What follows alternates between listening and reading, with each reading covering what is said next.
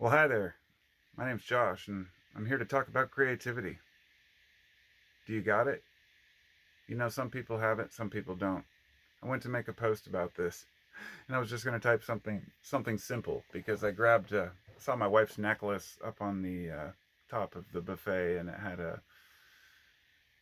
broken one of the links between the clasp and the chain itself. It's like a silver chain, and it's like, oh, I'll just fix it. I went out to the garage and grabbed my tools and brought all the stuff out, and in the end, I'm like, it's a lot of shit. It didn't require that much stuff, but when I looked at the amount of stuff, the containers of, my clasps and my different type of beadworking stuff and the pliers that I use and the soldering iron, because I put a little bit of solder in there to close up the little uh, connector I used. Anyway,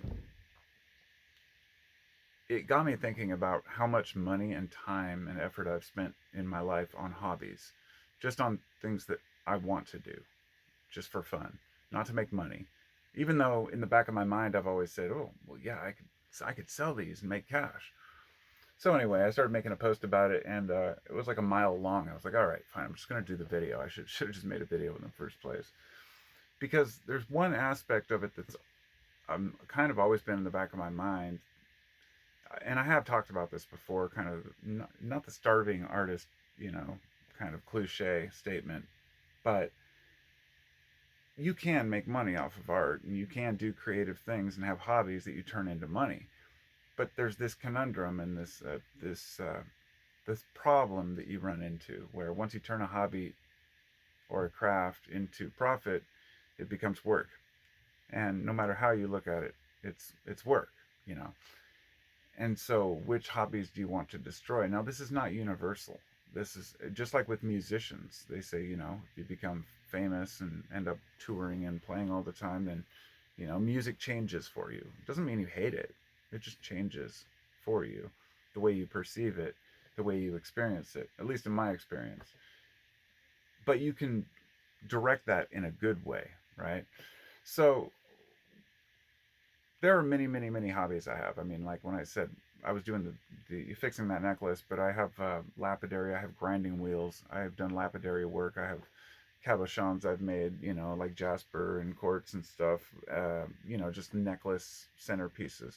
My next step was to do silver work to try to, you know, make fittings. I've done it with copper and stuff. I just haven't bought gold and silver. Gold's too expensive, and but I've worked with a little bit of silver. Anyhow, the point being that of all the hobbies over the years I've had, I've ended up acquiring a whole crapload of, it's like a shelf full of not just the crafts themselves, but the tools used to make them, right? I've got leatherworking stuff and various stamps and punches. I've got, all different types of like beading equipment, beading things or boxes of beads that I've got at garage sales, things like that, that I might use one day. But you probably won't. The big box of plastic beads, like, with like 20 pounds of freaking just plastic pearl looking beads, you might use it somewhere. Maybe I could make a walk through curtain. But what I'm getting at here is that there's a certain type of person who understands where I'm coming from. Not We're not hoarders, not even pack rats so much as collectors. Collectors of ideas, collectors of things to do. We are interested in many different things. You might call one term would be a polymath. Another might be I heard somebody. Yeah, there was a couple different terms used for it. I made a video about it a few years ago. Say multi-potentialite was a term somebody came up with, and I was like, it's just kind of like the whole, you know, ADD or OCD diagnosis, that in the sense that we all have a little bit of it, we all have a little bit of everything, and there's no particular way to human, I guess. But at any rate, for the creative types, we have something in the back of our minds which forces us to want to create. And often people feel guilty when they do so. They feel like they should be doing something more productive, something that, you know, hell, right now. sitting here making this video. All the videos I make are part of my creative process. They help me to process life. Obviously, after however many 13 years or something, I'm still, other than my patrons, and thank you to all my patrons, um, I don't make money off of my channel because I don't want to sell out to advertisements and bullshit. I mean, I have ads on some of my bigger videos just because they get more views, but I don't want to put people through that. But more than that, it's just I'm not here to make money on YouTube. I want it to be a hobby. See, if people want to donate, that's great, but I want it still to be enjoyable, and I don't want to be. Here's the thing: if the people like what I say and they fund me and donate to me, then I can keep saying what I say. But if the corporations are paying me, there's certain things I won't say. And that brings me to a very, I guess, a completely separate aspect of this, which is, you know, yeah. Uh, let's let's get back on track. I don't want to go into the rabbit hole of, YouTube darkness. But anyway, what I was getting at is that YouTube was originally a creative platform where people came to create things to kind of feed that passion they had for making cool stuff. Some people did like animated videos and claymation, whatever it might be. And then it, like everything else, became hyper commercialized. And then in that form, a lot of YouTubers burned out and they just got tired of it. And people don't understand. They're like, well, they're making all this money. They got millions of viewers. Like, that's why they're burning out. You know, that's why a guy like me, who's been making videos as long as I have here since what, 2011 or something, um, I continually enjoy making videos and uploading them and don't feel like I have to hold back really much from what I say because I can always be myself. But I've seen people change over the years, and you know that ruins the hobby, if you will. I'm using that as a comparison. It makes you not enjoy speaking to people or even making videos in general sometimes. I have many other hobbies like photography and things like that too, but those, I guess, get into the AI discussion, but I'm not going to go there because it's too complex, deep. But I'll just throw this out there, I guess, since it just crossed my mind that, the way AI might influence art and music is, I believe, being by some way overblown, the dangers of that, and by some way underblown, underblown, way understated. Like the folks in the music and art industry, well, folks like myself, creative people, right? I'm not a professional musician. I'm a carpenter, but I'm a artist. I use wood as my medium right now. Um, like I said, I've started building guitars and shit like that. So you're always in that. But anyway, I got off track there and I kind of lost my train of thought. It's okay. Just keep free flowing. I saw the guitar behind me that I was going to use as my example, and then I totally forgot what I was talking about. That's why it's good to have a script. That's why these rookie non-professional YouTubers. What the fuck, Carpo? You suck, dude. Why don't you have a green screen with Athens or something in the background? So this is the flower of life that I did, and it's actually carved into the wood. There's a whole story behind this guitar. It's a pine table that was my wife's mom's, and they got it. I don't know if it was from her grandma, I think, but it was an old table they had in the family or whatnot. But it was messed up, so we cut it up, and I ended up making a guitar out of it. It has a bunch of repairs I need to finish the job. I need to carve out for all the electronics, but it's got another flower of life on the back, and it's made out of there's a seam here, but that was on the table originally. But it goes all the way up. It's a single, what they call a through neck guitar. So there's no attached neck. This is all built in one piece. And the first time I strung it up, snapped. The whole head broke off because there happened to be a peg right here. So I had to go back and put splines in it and do my best to patch it. And I'm showing you that for the factor of hobbies, right? I considered my guitar building a hobby for a bit, but at the same time I wanted to make it into a career, or at least money making, somehow making money off of it. And this brings me to my final point on creativity and hobbies. We always undervalue our own work. I feel like the true artists out there that I've met always undervalue their own work. There are some very good artists that are also very pretentious, and they're kind of an exception to the rule, but some people will charge exorbitant amounts for a name rather than the actual painting. You know what I'm talking about. But the real world of art, where you see art for art's sake, where you don't just change your mind on something because it was painted by somebody else than you thought, right? Um, the real world of art is appreciating something in front of you, art and music, and I include them together because music and art pick up where language leaves off. And I've tried to describe it as where the emotions can't be expressed properly, then that's where we have music and art take over to share things in such a powerful way, so succinctly, to the point. But here's another one I made I was going to show you. This is my bass guitar. I don't know why I'm showing off my guitar. See, now I'm just being egotistical prick. Like, oh, I'm going to talk about hobbies, then I'm going to show you all my hobbies. No, that wasn't my intention here, but I haven't actually finished this yet. But it's, yeah, dual. Uh, it's got 4 pickups on it. It's got a nice rosewood fretboard on it, and I used zebra wood for the neck, and bolted it onto another piece of that same table, which I took actually a angle grinder and a wire, one of the wire wheels, and then I just hit this like over and over all around it until I got the grooves.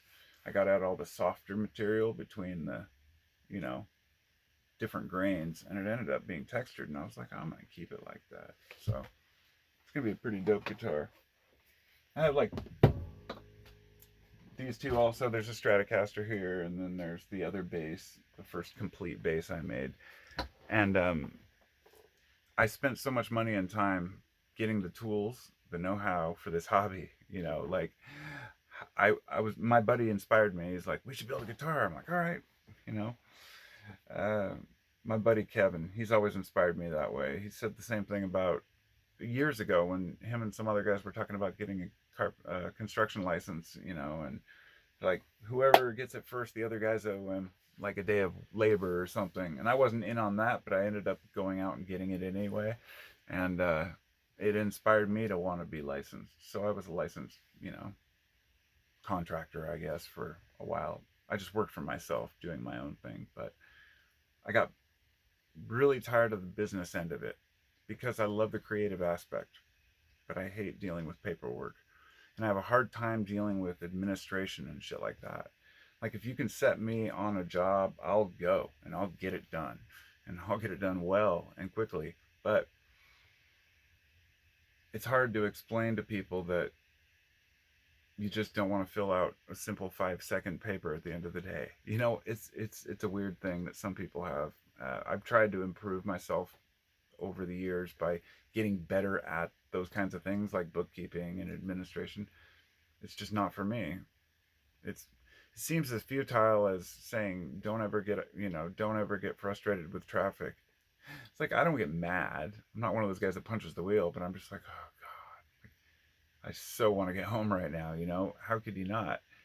It's like going with the flow is important. But anyway, for all of you out there who have hobbies, I hope you've enjoyed my ramble on back and forth about things that perhaps don't even pertain to any hobbies you may be interested in. But I guess the main message I wanted to convey was just that you should stick with what you love to do, even if it doesn't pay you. If there's something you have a passion for, don't let it slip through your fingers. Even if you have to do it just a couple hours a week, on the side, enjoy your hobby. Now, of course, if it's an extremely expensive hobby, that's a different story. If your hobby is collecting, collecting Rolexes or something, that's not a hobby, but you know what I'm saying. a hobby can be such a simple thing. And for me, I'm finally feel like I'm coming back into it. Like I can do this again. I can start making things again. For the last few years, I've lost my making interest. I haven't been inspired, and I'm like, why? Why can't I be inspired? I'm not going to buy into the I'm just getting old crap. No, I'm just going through some shit. We've been going through a lot of crap, and a lot of you have too, because life is complicated. And let me just say, any of you out there who do have hobbies, be grateful that you even have the ability to have them. Because, man, there's some places where you're just, every day is a hustle. There's no way around it. You don't have the time for you stuff or things you want to do. So if you do have the extra time, instead of watching some shitty Netflix movie, go out and carve a whistle or, pick up sticks or collect mushrooms. That's another hobby. Collecting things in the wild, foraging, things like that. It's endless. The list of things I'm interested in would just, it astounds even me because I can't, it's endless. There's so many different things. Basically, if I find something that I'm a record collector, I got into LPs, I've got stereos. I like fixing the stereos. I like listening to records. Um, so many different things. I couldn't even begin to list them, and it's sometimes painful. It's like I wish I could just streamline and simplify and not have passions for so many things, because maybe that's the dark side. The passions can bring you down because they're so powerful. You want to hang on to all of these things that you've created. And I don't know. I guess that's where I'll end the video. I didn't even know what I was going to really say in this video, other than to kind of add an addendum to the post that I made earlier. But it ended up being long. I think up here I have a. Oh, yeah. That's. Oh, no. I found this piece of my friend gave me a piece of this flame maple. I'm gonna try to get it wet. My spit. That's right. Spit and shine. The pores are pretty small, but I don't know how well that'll show up on video. Probably not very well, but it's flame maple. It's a piece that was cut out of some beautiful maple that my buddy gave me that was in a bunch of lumber he had. He's like, oh, this piece might be good. So yeah. So that's going to be on the guitar neck for a Stratocaster, I believe. And then I'm going to carve some mushrooms into. See, I already kind of started drawing out what I was going to do, but we'll get to that on another hobby day. So be inspired when you're inspired. I guess I'll end this because I'm getting thirsty and I got to go in the house. It's a semi-cloudy day on June 3rd in Portland in 2024, and Carpo signing off. As I said, thank you to my patrons. I appreciate every one of you, and I'm preparing to get a new computer so I can start actually posting my patrons at the end. A thank you, something to really show my gratitude. I've tried to post things on Patreon for my patrons, but most people don't even watch it. So by request, I'll post my unlisted podcast videos for you on there if you want. But anyway, on top of that, I have the podcast 15-minute free thinking. If you're not aware of it, I'm sure you all are by now. It's the best podcast in the world, voted number 1 million times in a row by yours truly. Much love, everybody. Peace out.